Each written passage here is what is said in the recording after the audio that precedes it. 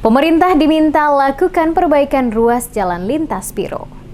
Rusaknya ruas jalan lintas Piro menuju Luhu, Kecamatan Huamual di Desa Loki, Dusun Olas, membuat para pengendara roda 2 maupun roda 4 mengalami kesulitan saat melintas. Pemerintah diminta lakukan perbaikan. Kondisi ini telah berlangsung selama puluhan tahun dan belum pernah dilakukan perbaikan oleh pemerintah kabupaten maupun provinsi, sehingga sangat menyulitkan warga dari beberapa desa negeri yang ada di Kecamatan Huamual saat melewati ruas jalan tersebut. Beberapa warga yang melintasi ruas jalan tersebut saat diwawancara mengatakan rasa keprihatinan mereka melihat kondisi jalan saat ini, di mana pemerintah terkesan sengaja membiarkan ruas jalan yang ada saat ini terbengkalai dalam kondisi rusak parah. Abdul, warga Jakarta Baru yang kesehariannya sebagai tukang ojek mengatakan setiap hari dirinya harus berjuang melintasi ruas jalan yang ada saat ini karena merupakan satu-satunya akses jalan yang menghubungkan dengan ibu kota kecamatan maupun kabupaten.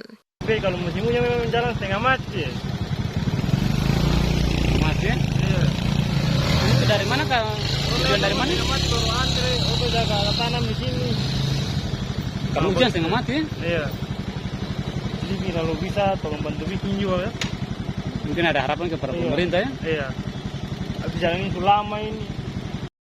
Harapan yang sama juga disampaikan Ahmad, salah satu supir, yang mengeluhkan kondisi ruas jalan di mana mereka harus ekstra hati-hati saat melintas. Oleh karena itu, pemerintah daerah diharapkan untuk dapat segera melakukan perbaikan. Jadi ini sudah 5 tahun jalan ini sempurna disentuh. Jadi kan kasihan masyarakat. 5 tahun bayangkan. Dari 5 tahun itu jalan ini tetap begini sah. Jadi ketong harap dari pemerintah itu supaya ada kepedulian, kasihan orang-orang yang sana itu. Itu sah mungkin.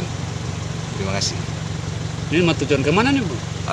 Ketong mau tujuan ke Piro.